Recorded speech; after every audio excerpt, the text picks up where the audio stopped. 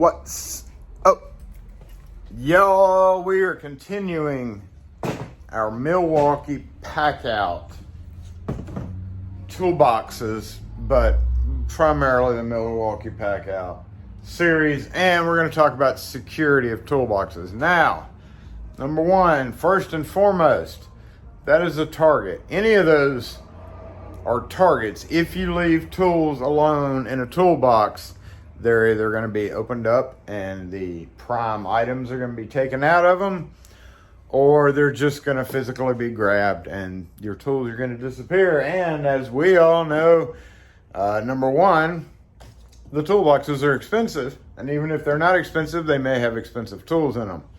So a few years ago, I had kind of offhandedly, before I really started getting into the YouTube thing, was interested in what padlock would fit Pelican cases, because I did use a number of Pelican cases back then. And just to briefly go over that, I'm going to put the link up in here if I can find it, of me doing that video, because it weirdly enough became pretty popular. So we're going to go over that. We're going to go over this. In the last video, I think I'm sequentially doing this correct, we talked about the comparison between the Ridgid Toolbox, or the Ridgid Organizer. That I just noticed they call this the Ridgid Organizer, and this is the Toolbox. This one doesn't really come into play, but I did discover kind of a unique locking solution for this. But and then over here we've got a Harbor Freight Apache case, which is kind of like a Pelican. So in this video, we're going to be talking about mainly American padlocks, because that's what we sell. I have no interest in selling any other brands that are out there, in case somebody here decides to chime in that I should be buying a certain other brand of padlock. Well, we've always sold American padlocks, and that's what we're going to continue to sell. But we're going to take a look at the different sizes. I'm going to explain the different sizes in case you're not familiar with American padlocks. We're going to try it with a couple of master padlocks, but I totally don't recommend master at all. And we're going to look at some of the shortcomings. For an expensive ASS case, these have horrible security. And let's talk about that. So first, again, for those who are not overly familiar with padlocks, especially the American brand, I'm going to quickly go over these. 1100 series. This is a 1/4 inch shackle. That's the diameter of the shackle. We'll go through a 1/4 inch hole. In every one of these series, they have the steel body. That's this one. This is the 5100 padlock, which is the steel body version of the 1105. 1106 and 1107, you might see those numbers referenced, is the length of the shackle. This is an 1107, which means it's a 3-inch shackle. There's one between the two, which is a 2-inch shackle, which is the 1106 or the 1206 or the 1306. And then the standard shackle, when closed, is just like that. That is the 1105. So metal body in each series. You have the metal body version and the aluminum body version, and different width or thicknesses of shackles and different lengths of shackles. For the most part, we're only concerning ourselves with the short shackle. So we go 5100 or 1105 1/4 inch shackle. We have 1205 or 5200, which is the steel version again. And then we have a 38, or this is the 3800 or the 3800. And there is a 1305, which we don't stock the 1305s. So once again, the main difference between it, not taking into account the shackle lengths, is 1/4 inch shackle, 5/16 shackle, 3/8 shackle. Now they do jump up to like a 7/16 shackle over here, but as we can see with all holes, 3/8 is pretty much the max that you're going to be able to use. Now we're going to zoom up here to the Pelican. Like I said, I have done a video on that before, and in that video, spoiler alert, the 1105 is the best padlock to use for that. It's a little awkward to get on, right? But right there, it fits in that cutout very well. If we hold it up, it's lightweight.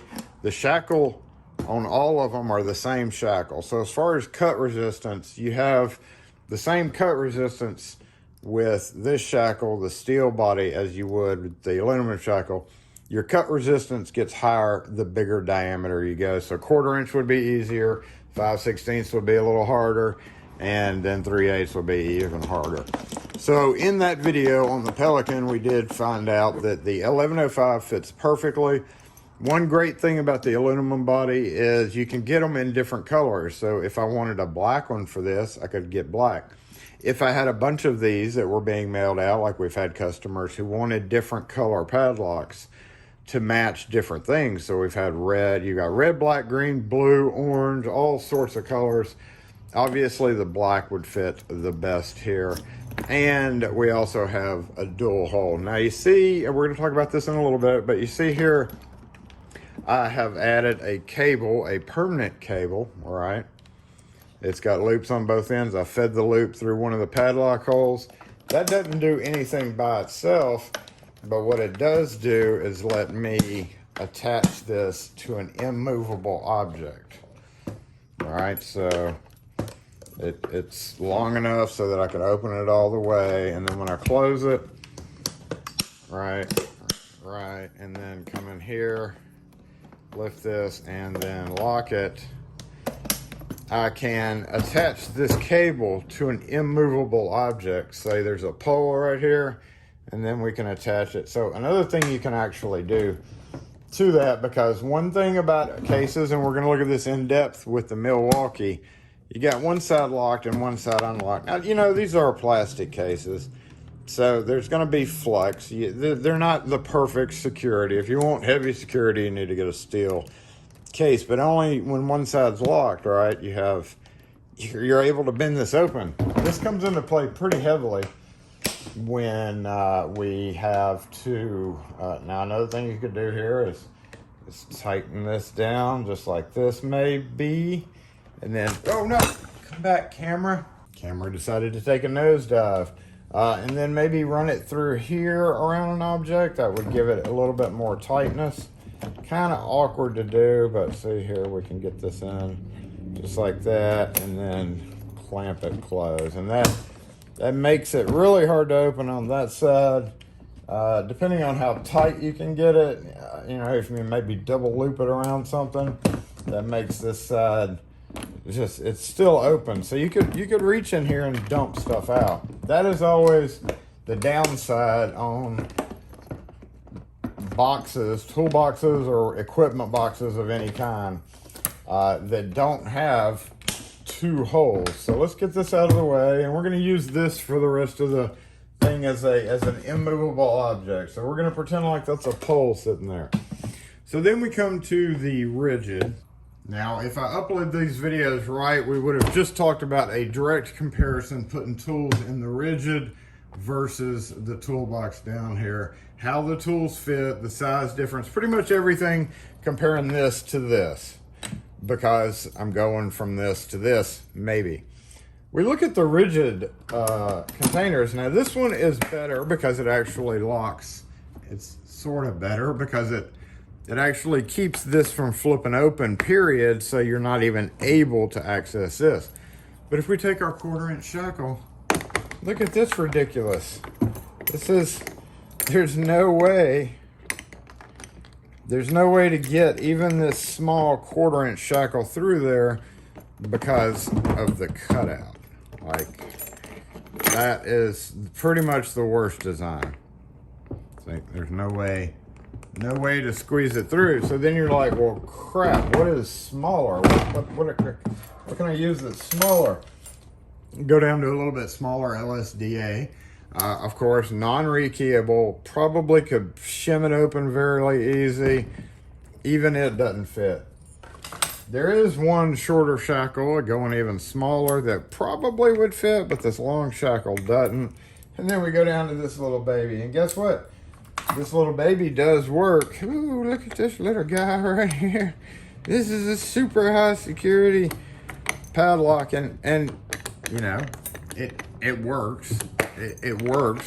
It's lightweight, it's small, but you could almost cut that with a little handheld cutter. So not very good security at all when you're having to use this tiny padlock because of how that does. So while there are 2 points, they're kind of useless points.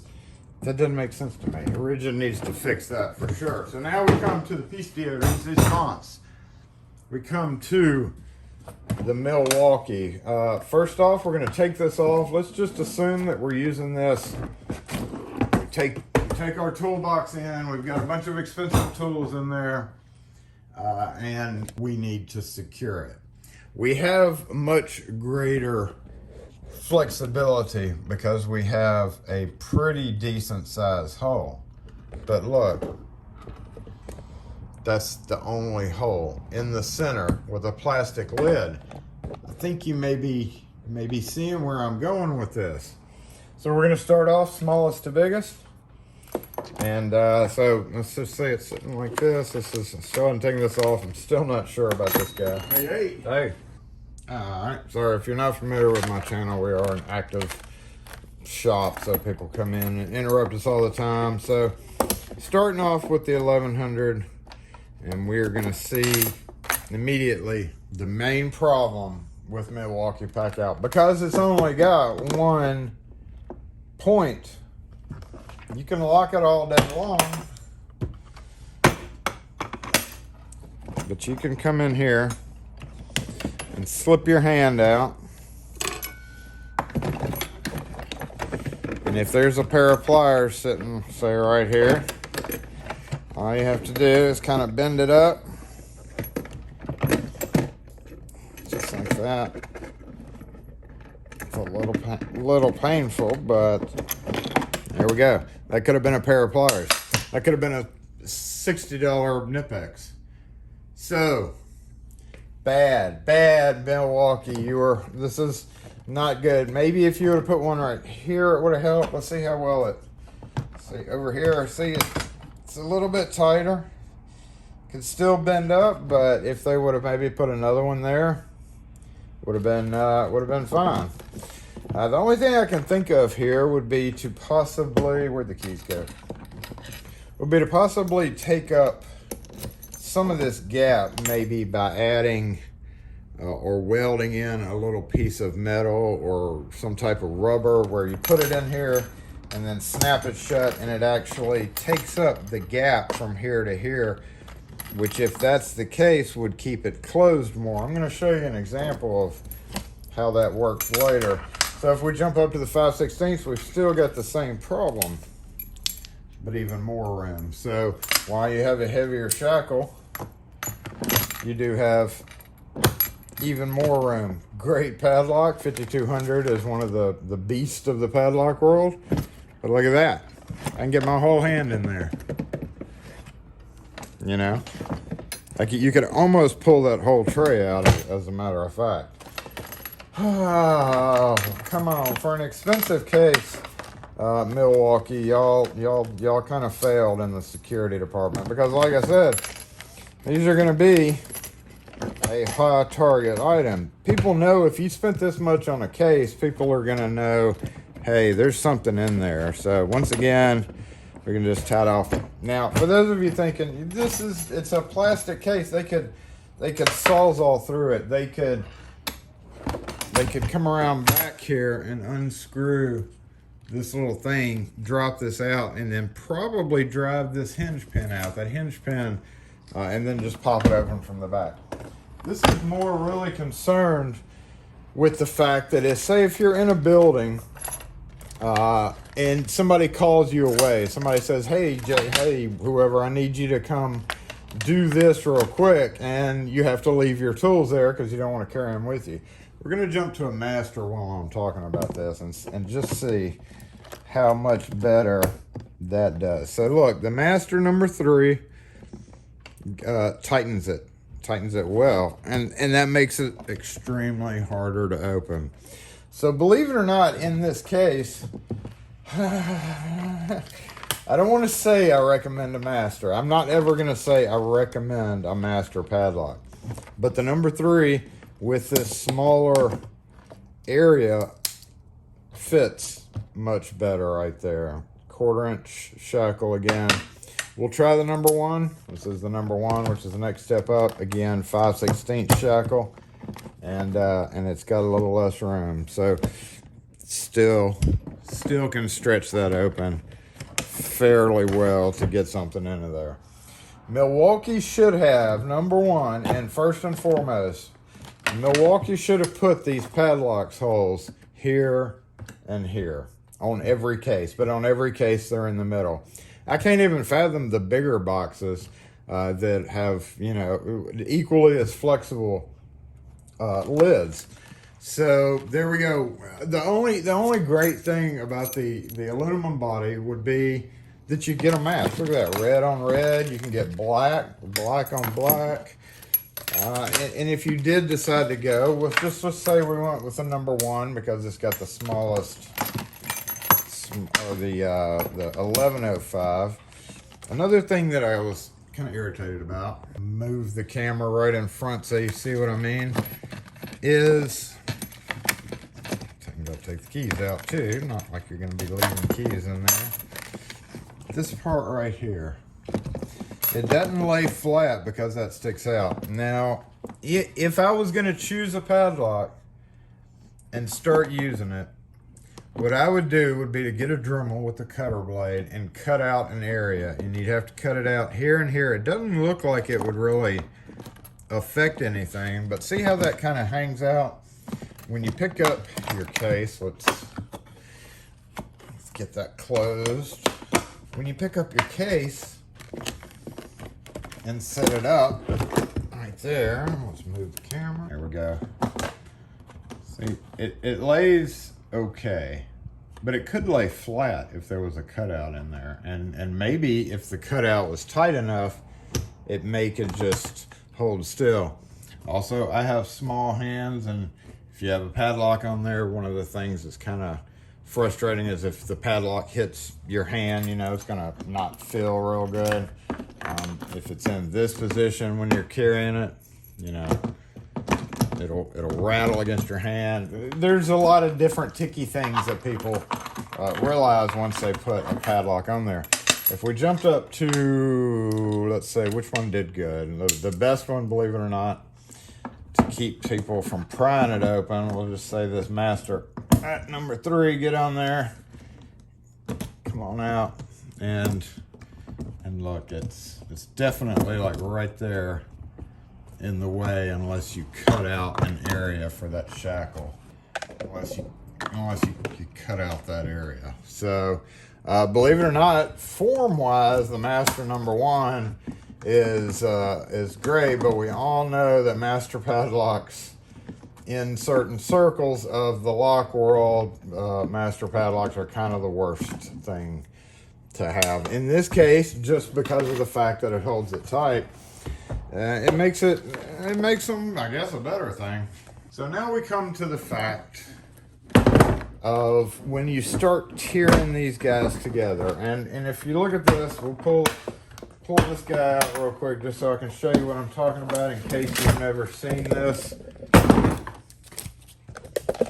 If you were one of those that had this big ol', as some of my subscribers call it, if you had Godzilla, you would obviously need a padlock for everyone. So this guy would need 1, 2, 3, 4, 5 padlocks. And that would be not a great thing to have to carry around. It's a lot of padlocks, of course. It's worth it with tools. If we look at this shallow organizer, I think I found a solution for this exact setup. Say you weren't buying all these other ones, and say you were just buying this shallow organizer and the toolbox. Number 1, the hole is not metal lined, so it's just plastic. That would be easy to take a pair of things and just break it off. So did not have the metal lining on that. And also, when you snap these particular 2 guys together, the holes don't line up. Look at that. Looking straight down at it, it kind of veers to the side.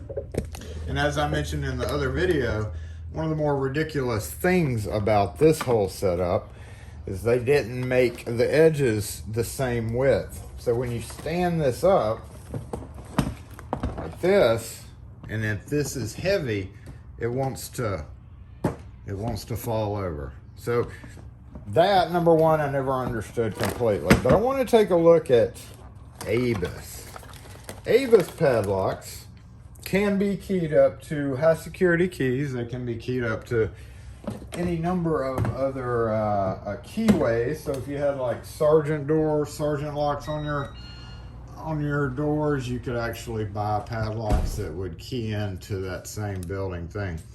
This is a standard length shackle. We're going to give it a try right here.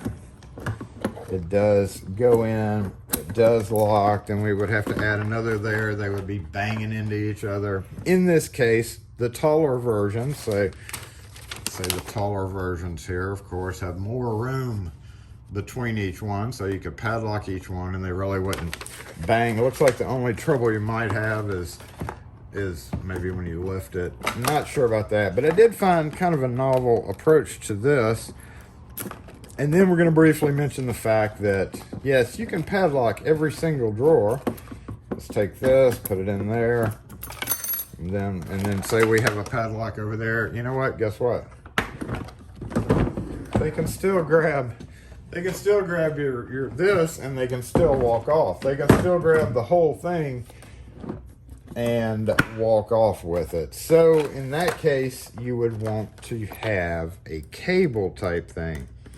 Now going back to Master, going back to a few other brands, there is a number of cable locks that do have an end that you could run through the hole and then run through all of them, but that's not going to secure each individual one, because with the cable through it, you can still literally just open it and go because the cable stretches. However, with this particular setup, say if you had the toolbox and you had the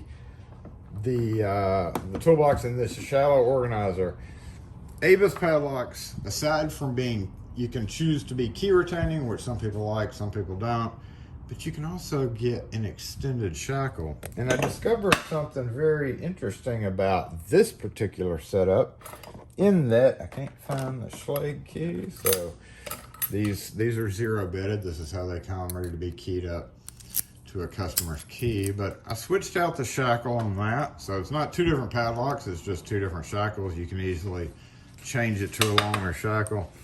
But check this guy out. And once again, this is strictly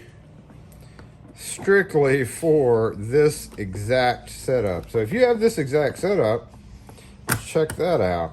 We can lock them both together. You can't take them apart. And since you can't take them apart, that's going to make it kind of harder to get into, but it's tighter. It's definitely tighter because there's not as much room right there. And they're stuck together, you know. You gotta take it off, and you can't. But then you're like, Jason, somebody could walk away with it. Well, yeah, that's why you build a cable.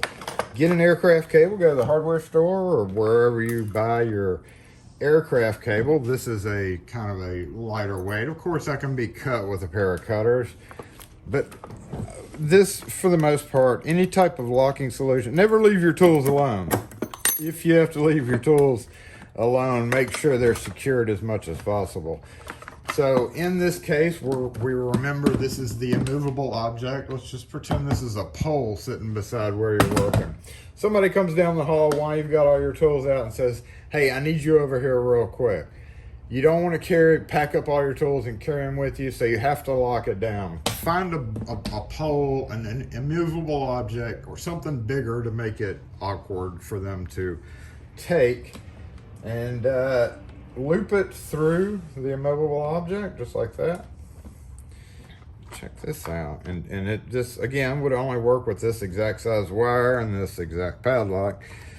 But if we take this and turn it, loop our cable through here. Now again, this is just aircraft cable with those ferrules that you buy, and then you crimp it together.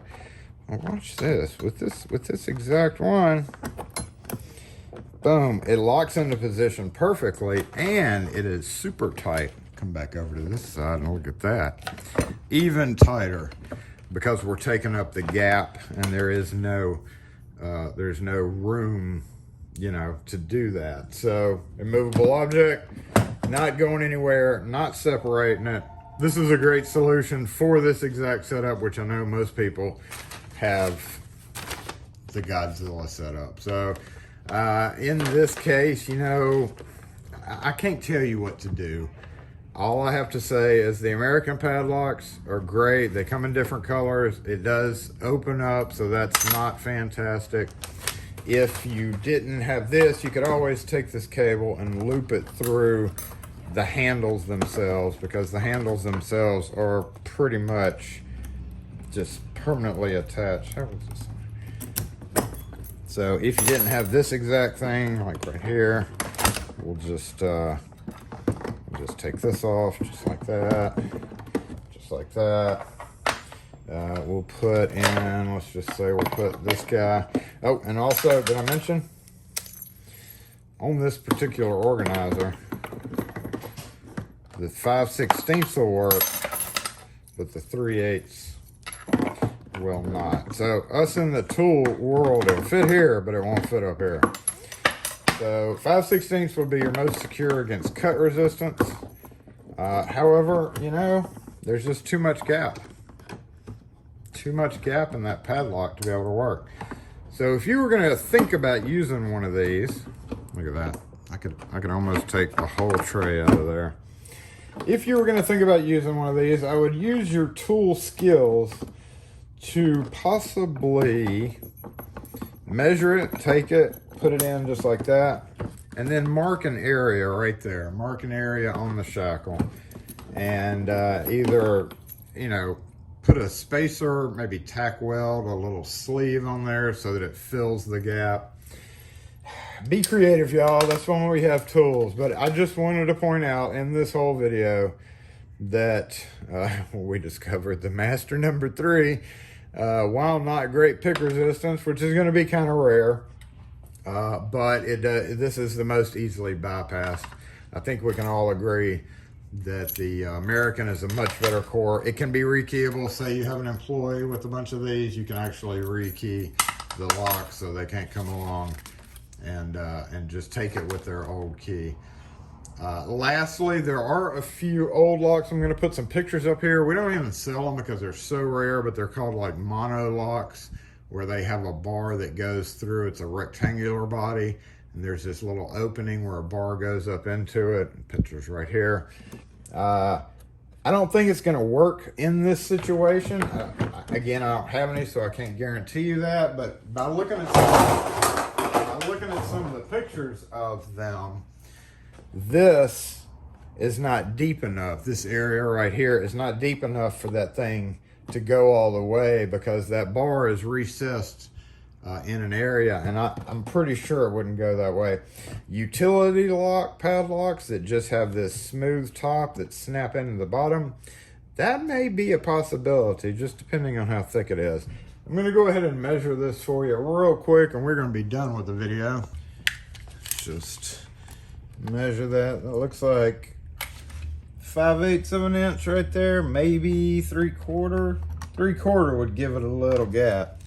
So you definitely need at least 3/4. And here it only goes to, well, depending on where you measure from, again, 3/4 by 3/4. I don't think those mono block locks would work for that. If you have one, if you have a Milwaukee case, post in the comments and let me know, but I'm pretty sure they won't. So anyway, there we go. Padlocks for toolboxes. Because once again, the fancier the toolbox that you have, the more likely people are going to try to either A, steal it, or B, open it up and take things out of it. In this regard, Milwaukee just sucks, you know? We get this Apache over here that I've used for different things. I've actually used them for drill kits as well. And look, corner. If you put the right padlocks on there, you're not going to be able to flex it like you can that toolbox.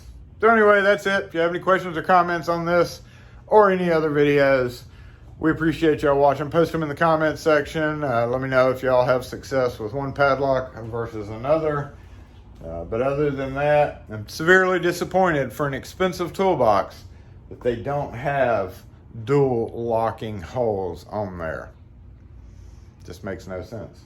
And I think I mentioned it, but that cord that you had, that cord that we had, yeah, just run it through the handles. If you have Godzilla, then you're gonna need padlocks in each one of the holes, and then you're gonna need a cord to go down and attach it to something. These are not feasible, again, to attach the cord to, because you can just pop that off with a screwdriver. Anyway, thanks for watching again, y'all. Questions or comments, post them in the comment section. We'll catch y'all next video. I think this may be the end of the pack out, because I'm fairly sure I'm taking them back.